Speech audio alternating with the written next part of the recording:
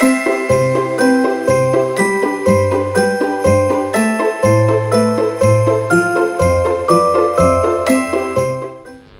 governor, the governor of Abia State, who just presented the 2021 budget to the good people of Abia State. We wish to recognize him. We recognized also the presence of his deputy, Right Honorable Udo Okochukwu, FCA, the Deputy Governor of Abia State. We also want to recognize the former Speaker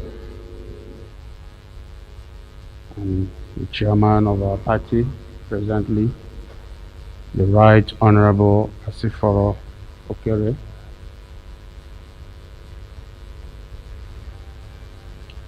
I will also recognize the presence of Honorable D.K. Udumai, former member of the House of Representatives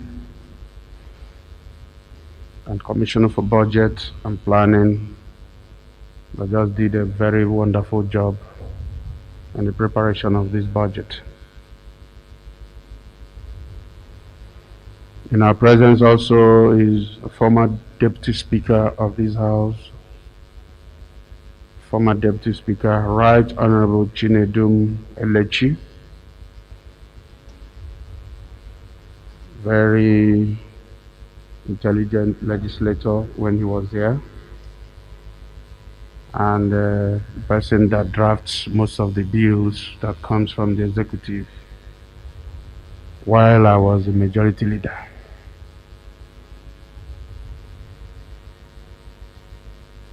Let me also recognize the presence of one of our own, Honorable Tony Mezie-Wobane, former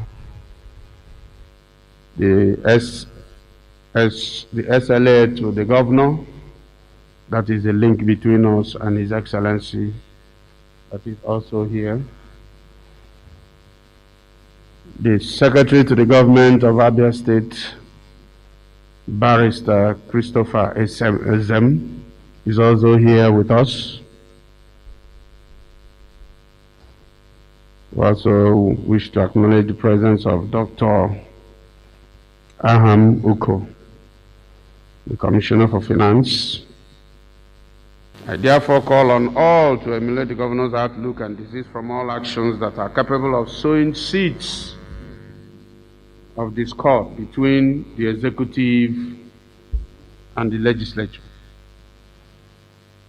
I am aware that the year 2020 was a particularly challenging year with the onset of the COVID-19 pandemic and the attendant socio-economic disruption. We all had to make sacrifices and adjustments to ensure that the business of government continues to function even under stringent circumstances. I therefore wish to use this medium to commend my dear colleagues for the sacrifices they've made by foregoing some of the statutory entitlements to support government to enable them to reach out to the vulnerable populace. May I also commend the Governor for steps that we are taking to control the spread of the pandemic and the palliative measures that we are taking to cushion its effect. As you can see, our dear Governor had to pay the sacrifice of being at the forefront of the fight against COVID-19. And we thank the Almighty God for sparing his life. I would also like to seize this opportunity to encourage the Governor to take steps to finish up the key projects he just mentioned, he commenced, and some of which he inherited, for the benefit of the people of Abia State and for the consolidation of his own legacy after leaving office. I have taken note of the Governor's announced commitment to the finishing up of the new government house complex in Umuahia, and urge him not to relent on that promise. Let me also, on behalf of my constituent in Umuahia Central State constituency, appeal to the governor to continue to accord special status to Umuahia Capital Development Area as the state capital in the siting and implementation of its numerous projects. We also want to thank the governor for giving this House of Assembly a new look. Without his support and the determination of all my colleagues, this place will not be wearing its new look. On that note, we thank him, and we will continue to come to him for more of those assistance, so that at the expiration of the 7th Assembly, we will all beat our chest that we met this place and we are leaving it better than we met it. Just like I promised on my assumption as Speaker of this House, that we've had lawyers that did their best, that for me as an engineer, that I will leave this place better than I met it.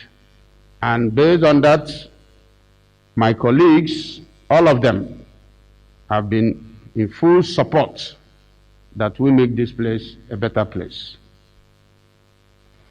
This request is without prejudice to the need to ensure even spread of project and development across the 17 local government areas of Abia State.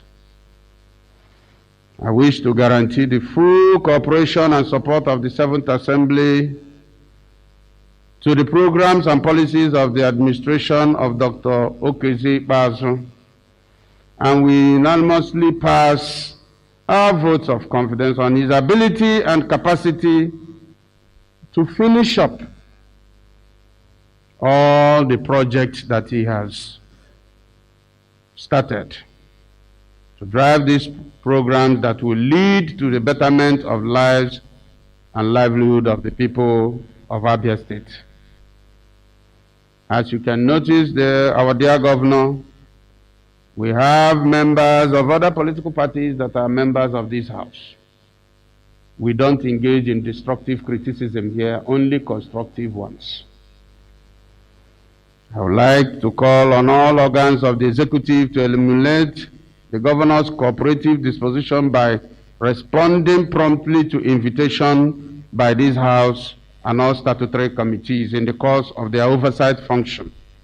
And we would like to warn that the House will not condone any act of disrespect or dishonor to this House and its organ. Let me finally call on the governor to urge the security agencies in the state to rise up to their duties, as we are not comfortable with the report we are getting on the upsurge in the incidents of crime and criminality across the state. We want to thank the governor once again for his time to address his people that voted for him, and that the House will expeditiously work on the budget to ensure a seamless January-December fiscal calendar.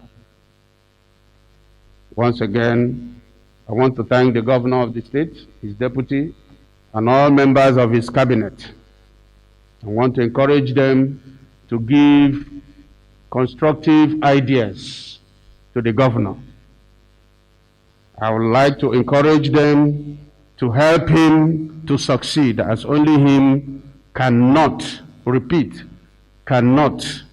do all the assignment. In any area that you are kept to serve the governor, it is incumbent on you to do the needful as you are serving the good people of Abia State. Even though the buck stops at his table, at the end of the day, you will have this House of Assembly to contend with, because very soon we will try to invite some of you that are working with the governor to come and give us your report of what you've been able to do in your various ministries. Once again, I thank you, the governor of Abia State. Thank you for your peaceful disposition, and may God grant you good health as you finish up the race in good health and good speed. Thank you, and God bless you.